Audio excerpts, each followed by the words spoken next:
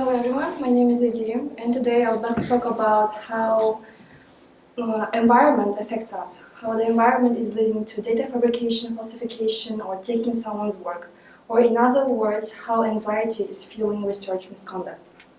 So there are many there are many studies that are stating that usually PhD students are 6 times more likely to experience depression or anxiety. And actually this finding was one more time proved by the Swedish scientists this year. So this is the findings from the article published from Science. And so in this graph, they compared master students as a control group, and the test group was the PhD students, and their use of medication from anxiety or depression. So we can see in the before part, before starting their PhD, there usually no difference between the medication intake of master's degree students and PhD students. But after the start of PhD, we have a steady increase of medication intake, especially reaching in highest peak in 5th year, at their last year of PhD, almost 40% more than master's degree students. And even after graduation, we can see that it's quite high. Like for 2 to 3 years, it doesn't go below to 0. It doesn't reach the same degree as master students. So it made me wonder why PhD students are so stressed, and could be there correlation between the stress they receive and the research misconduct we discussed in our classes earlier. And I think in this place the hierarchy in the labs takes a very important place. So the usual hierarchy in the labs looks like this. We have our principal investigator or our professor, then we have postdocs, junior researcher or graduate students, undergraduate, and intern. And the person who is on top of the pyramid, our PI, has an absolute power over its students, meaning that how the students will be treated like in other labs or after graduation from their lab, recommendation letter, either they're publishing paper or not, or either they're getting the scholarship or not, depends on the PI. So usually, especially in Asian countries, that's why we have the fear of questioning the decisions that our principal investigator is taking, or the asking questions, or sometimes people are scared to show that they are stressed or anxious because it's showing their weaknesses. And also, we have the term called gamen, which is taken from the translation in Japanese between endurance. In the system, there is something called, if you're going to research, you should be ready for stress. But why scientists have to always, to be in the science field, why they always have to be under stress and you have to sacrifice your mental health for that? And actually, the academic bullying is one of the topics that often ignored. And I think maybe even in our class, we didn't discuss this topic that deeply. And in US, the 2 scientists, Sherry Moss and Mortaza Mahmoudi, invite the scientists to talk about their experiences with academic bullying. And there's 2 statements that surprised me the most from this anonymous 1,900 statements. First one is, I frequently vomit before going to the lab. And second one, this person wanted to become a professor, but after the treatment and behavior of the principal investigator and department, I do not want to be involved in academia again.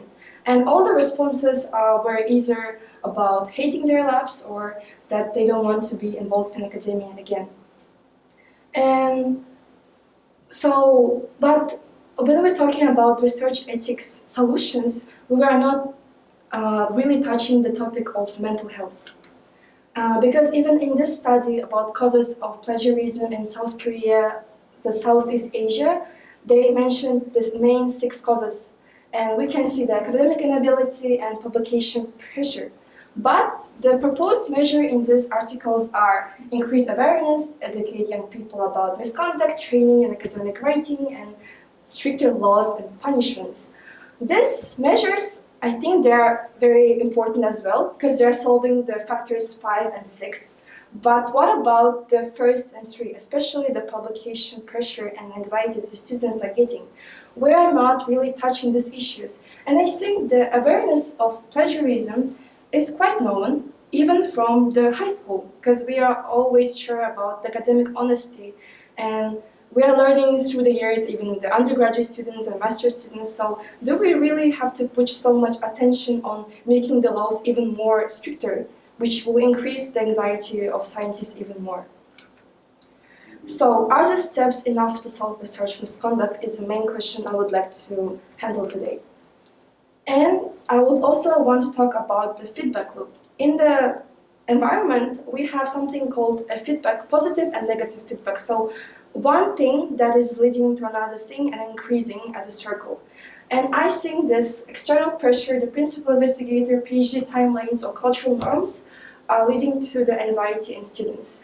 And this anxiety, the chronic stress, actually weakening the prefrontal cortex of our brain, meaning that we are not thinking about the long-term consequences of our actions. We are focusing only on short-term consequences. The main thing that the graduate students always think it's like, I have to graduate on time, I have to publish 3 papers per 3 years or this amount of time.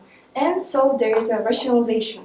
We think that it's better to just change small fix, or it's better to fabricate the data for now and publish a paper than to think about long-term consequences. And so there is a step that some scientists do, it's choosing misconduct. So they fabricate, falsify, or do a plagiarism. And this loop continues, because principal investigator sees that, oh, this toxic environment I have created for my students is working, meaning that I have to push my students even more. And however, for this anxiety, we also have the fear of exposure again. So it means that it's never-ending circle. And even when we were discussing about the cases of research misconduct, we saw that they didn't stop on one article. Several articles were removed, like 20 or 30 cases. So it means that when people do one misconduct, they never stop. That's why here I want to say that maybe we have to put attention on academic behavior of who's on the top of the hierarchy in the lab. There should be trainings on the mental health importance in the campuses, and as well as I believe in Google Scholar we have something called Age Index about publication. And when the person has more publication, the status of the person is higher in academia. But how about if we include in the calculation of that index how the professor, for example, is treating the students? There should be maybe year by year some anonymous responses about how students feel in the lab. So people will strive to increase their age index by being nicer to their maybe graduate students, and it will help to create a better environment. So my main point I wanted to tell you today, maybe we don't need stricter law system, maybe we have to put more attention on mental health in academia. Thank you for your attention, and this is some references I have used in my presentation.